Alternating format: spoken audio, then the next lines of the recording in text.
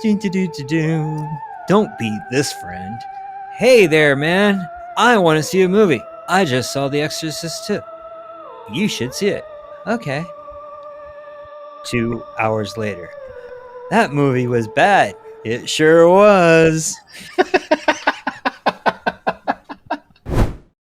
Today, we are discussing the sequel to the 1973 masterpiece, The Exorcist. The sequel is The Exorcist II, The Heretic, and this movie is absolute trash. How bad is it? Is it so bad that it's worth the watch to laugh at it, or is it just absolute garbage? Find out on a brand new segment that we call We'll Watch It So You Don't Have to. All right. So what was part 2 about? It was about 2 hours of wasted time. Yes. I mean, no.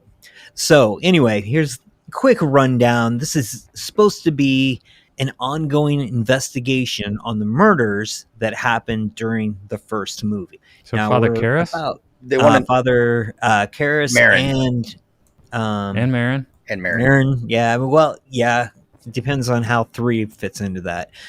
Truthfully, let's just pretend that part 2 didn't happen, but we're going to talk about it anyhow. Yeah, part 3 actually just ignores everything that happened in part 2. Right. Completely ignores it.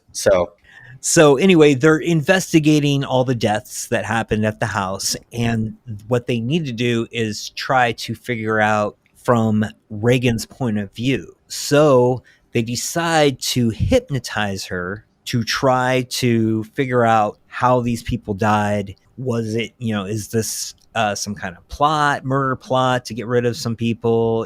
Did this really happen? What's going on? And then James Earl Jones shows up with a bunch of locusts, and somebody sets himself on fire.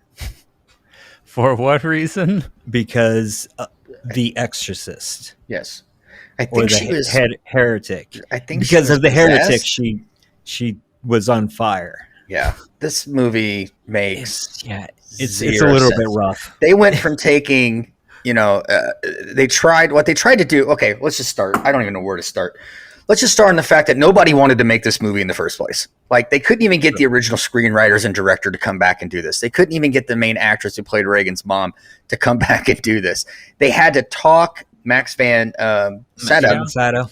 They had to talk him into coming back because he didn't want to do it. They threw a decent amount of money. They had to. Linda Blair, who played Reagan, she only agreed to do this movie if she didn't have to wear the makeup again. So they had to get another girl to do as a stand-in to be Reagan, and all those like little flashback scenes, or they weren't. Maybe they were flashed sideways. There were some.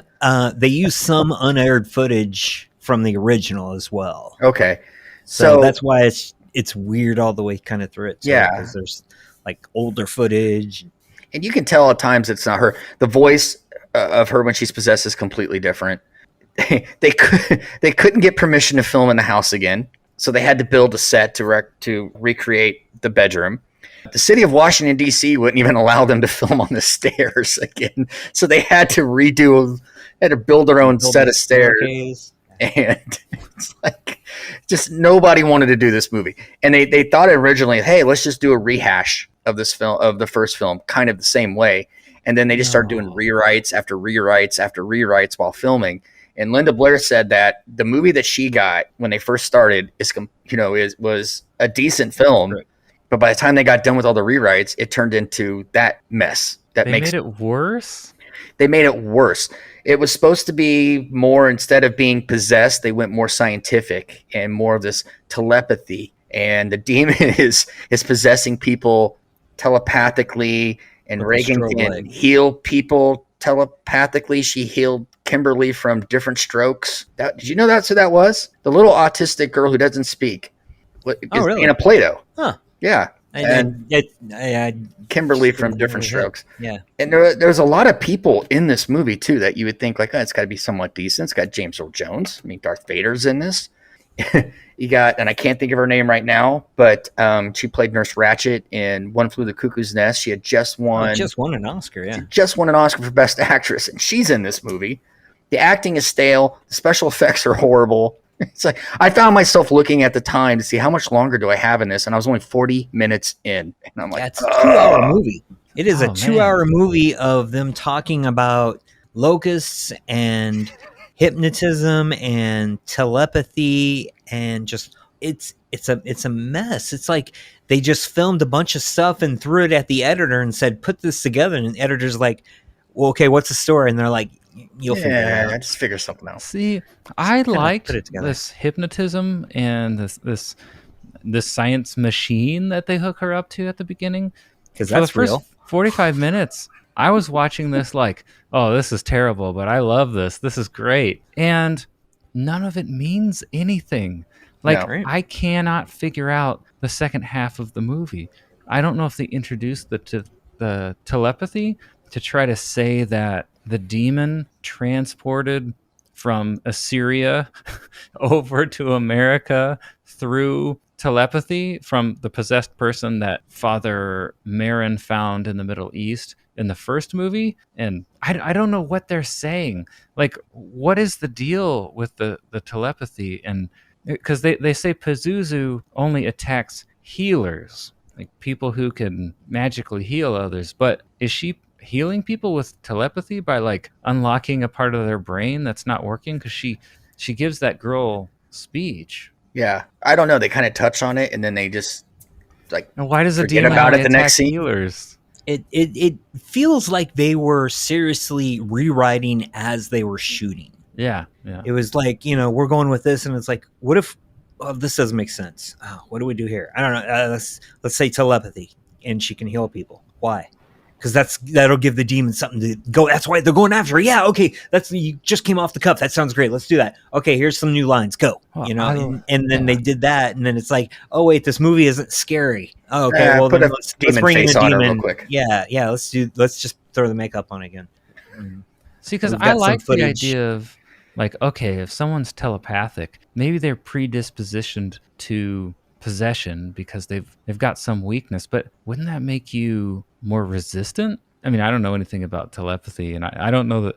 I don't think I believe telepathy's real. So Yeah, see, that's we're the making thing, up fake rules here.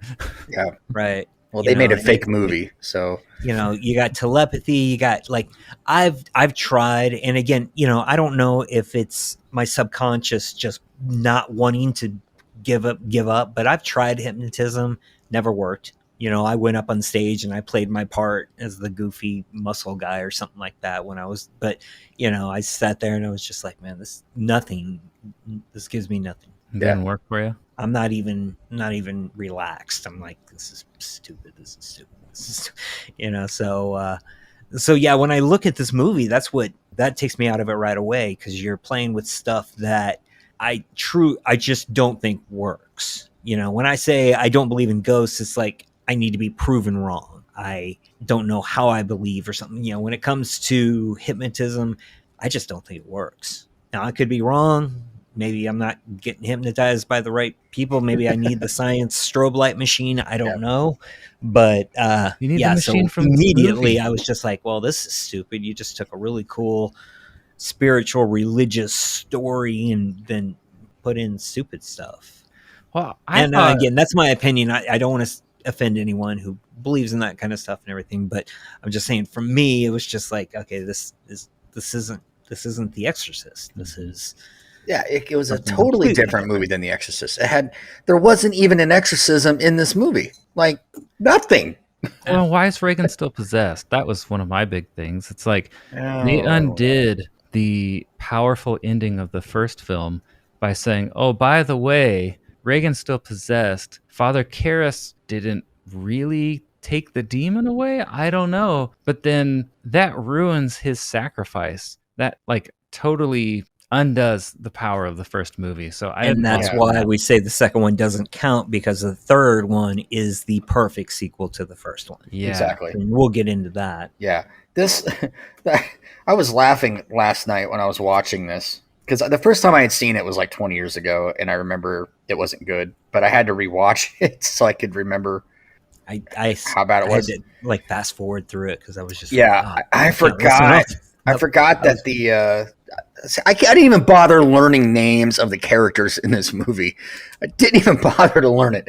The main priest who's playing Magnum PI on this, trying to figure out what happened, when he gets like I was taken to that village in Africa by a locust, and they have him like basically just a shot of a fake locust like flying like through the clouds and over the landscape. It's like, how stupid is this? This is the dumbest thing ever. It's so funny though. It's just I can't make sense of the second half.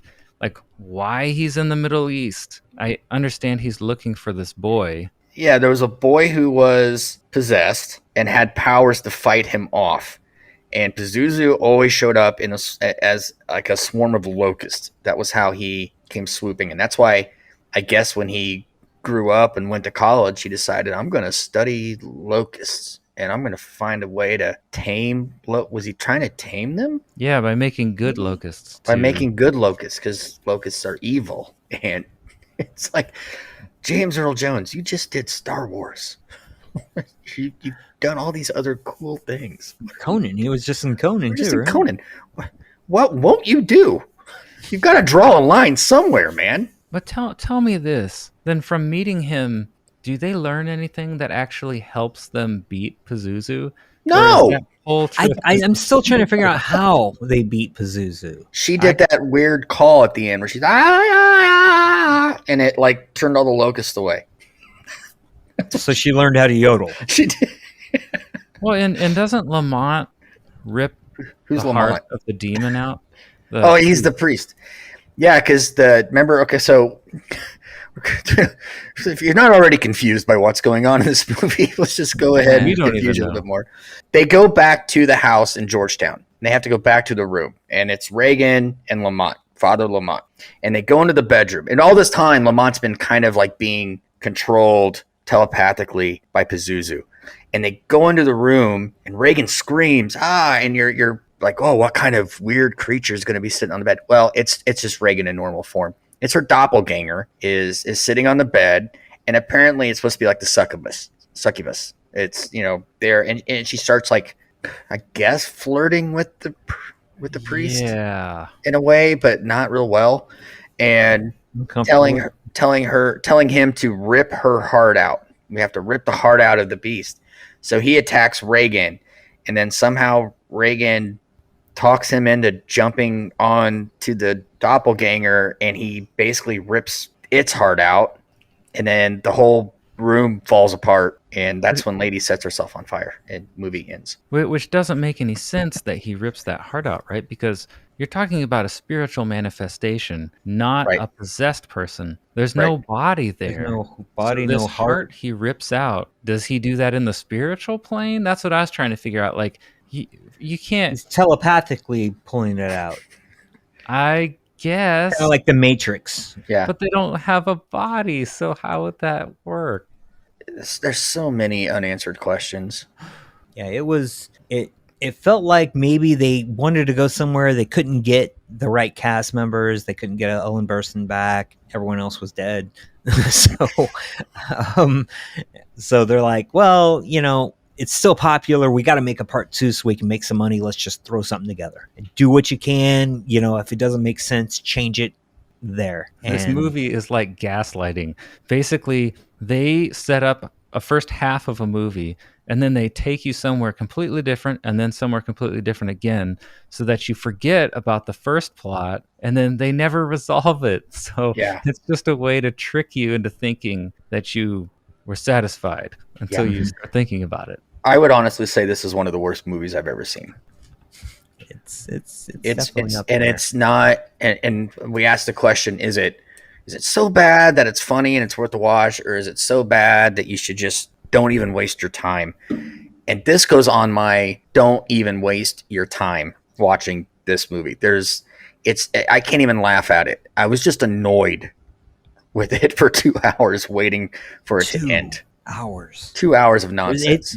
We talked about the first one, how it grabs you at the beginning and it just keeps you. You're invested in these characters. You're in the movie.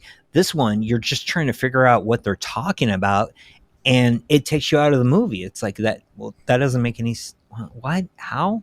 In the meantime, it's like you're missing maybe plot points. Maybe they're still talking about this BS that doesn't make any sense. I don't know, but yeah, it's weird. Yeah, I vote don't waste your time. Completely takes you out. Yeah. So we watched it more than once, so you didn't have to. And I think the name of this segment stands firm. Yeah. Yeah. There was a theme here that I liked that they could have explored more, but I don't know that they ever really.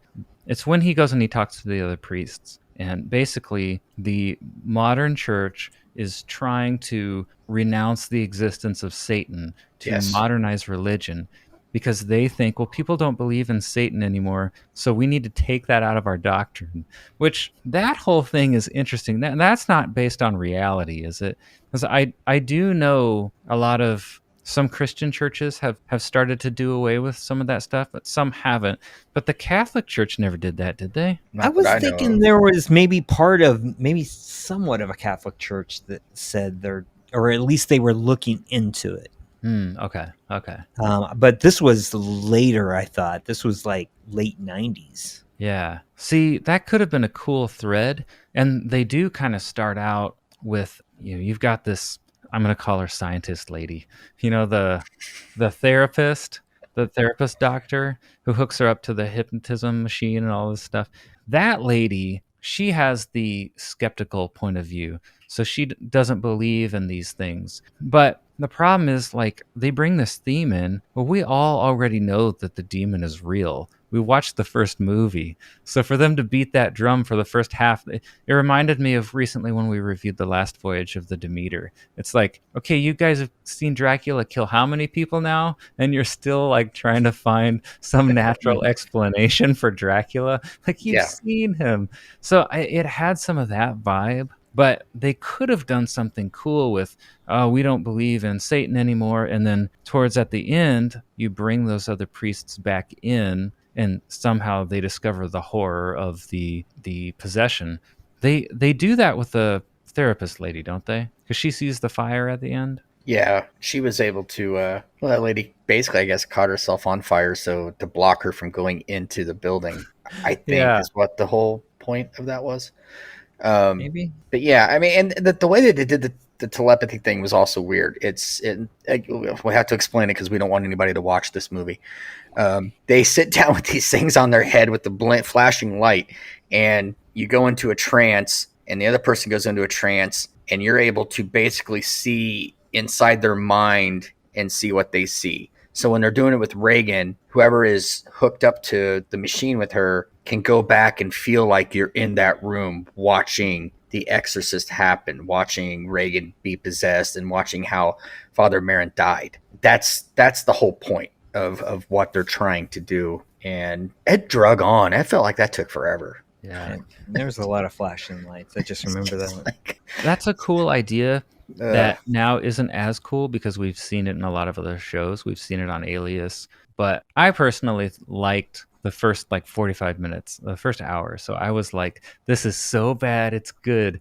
But then the second half, I just got bored. So I feel like even the goofiness of the first half and the weird science approach kind of falls apart by the second half. yeah. So I guess I'm going to vote no. I'm going to say you could watch the first 45 minutes if you want to entertain yourself, but it's not worth watching the full thing, probably.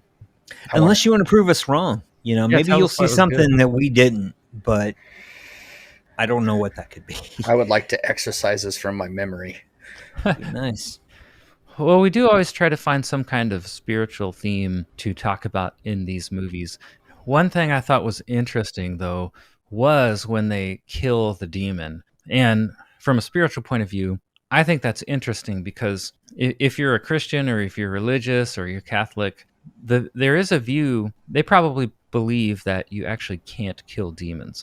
As far as I know, there's no way to kill a demon in the Bible or anything like that. I think the only way to do that is ultimately in the book of Revelation. Jesus deals with all this stuff. So I do always kind of look for that just because I like to look for the theology of films.